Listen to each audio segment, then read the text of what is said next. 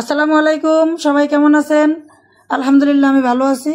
এই বছর আমের আচার দেওয়া হয়নি। আজকে বাজার থেকে 3 কিলো আম নিয়ে আসছি। এগুলো দিয়ে একটা মজার আচার বানাবো। আপনারা অবশ্যই আমার ভিডিওটা দেখার জন্য সঙ্গে থাকবেন।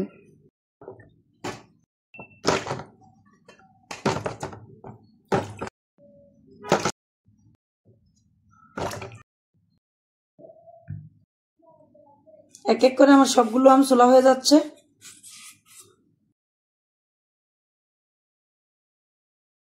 এটা আমগুলোকে এখন আমি টুকরো টুকরো করে কেটে নিব। আমি একটা আমকে প্রথমে 2 টুকরো করছি, তারপরে এই 1 টুকরাকে 3টা করে টুকরো করছি। আমের বড়াগুলো বেশি শক্ত হয়ে গেছে তো কাটতে একটু কষ্ট হইতে আছে। এক এক করে সবগুলো আম কাটা হয়ে গেছে আমার। এখন এখানে আমি কিছু লবণ দিয়ে মেখে রাখবো।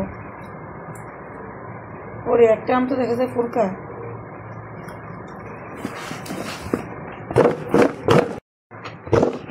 আমি এই আমগুলোকে 1 ঘন্টার জন্য রেখে দিব, যাতে লবণটা আমের টকটাকে নিয়ে আসে। এগুলোকে এখন আমি চিপে চিপে এই কাপড়ে নিব। আর এই যেগুলো থেকে দেখেন লবণ দিয়ে মেখে রাখার কারণে অনেকগুলো পানি উঠছে, এই পানিগুলো ফালাই দিব। আর এভাবে কিছুক্ষণ ফ্যানের নিচে দিয়ে একটু শুকাইয়া তারপরে আমি চুলাতে নিয়ে যাব।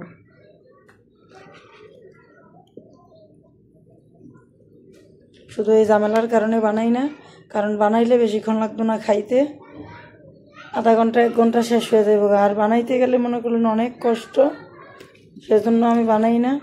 আগে আমার মায়ে বানাইতো, আমরা ওইখান থেকে খাইতাম। এখন তো আর সেই দিন নাই যে মায়ে বানাই দিব নিজে খামু।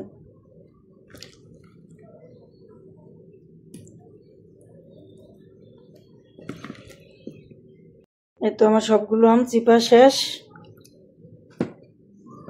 এই দেখছেন কত পানি বের হয়েছে, এগুলো হচ্ছে সব আমের টক পানি। আর এখন এগুলো কাপড় দিয়ে এভাবে চেপে চেপে তারপরে আমি একটু ফ্যানের নিচে দিব, যাতে এগুলোর পানিগুলো শুকায় যায়। ফ্যানের নিচে কিছুক্ষণ রাখার পরে এখন আমি আমগুলোকে আবার নিয়ে আসলাম, একটা বলে নিলাম। আর এখন আমি সামান্য পরিমাণে একটু লবণ দিয়ে দিব। আর এখানে 3 কিলো আম, সেজন্য আমি 3 চামচ ভিনেগার দিব, সাদা ভিনেগার।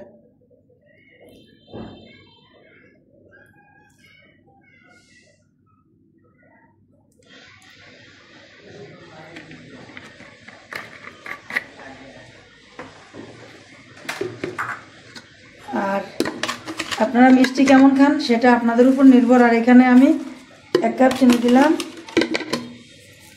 একটা 2 কাপ, 1.5 কাপ দিয়েছি, আর একটু দেবো, প্রায় 2 কাপের মতো দিলাম। এখন আমি কিছুক্ষণ এগুলোকে আবার মেখে রেখে দিব, তারপরে চুলাতে বসাবো। চিনিগুলো গলা না পর্যন্ত আমি এভাবে মাখতে থাকবো।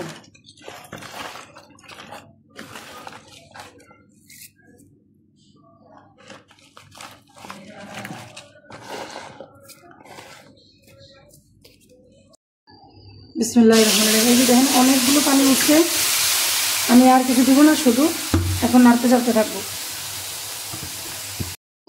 এখানে আমি 1 চামচ মরিচের গুঁড়া দিয়ে দিলাম কালারটা সুন্দর দেখার জন্য।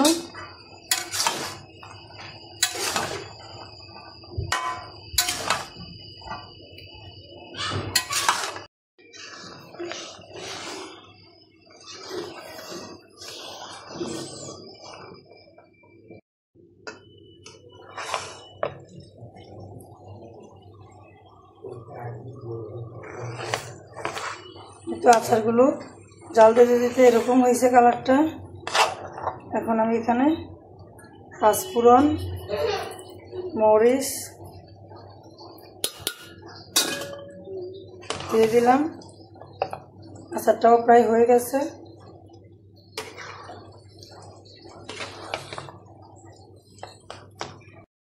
আমার আচার বানানো শেষ। আপনাদের কাছে যদি ভালো লাগে অবশ্যই আপনারা ট্রাই করতে পারেন।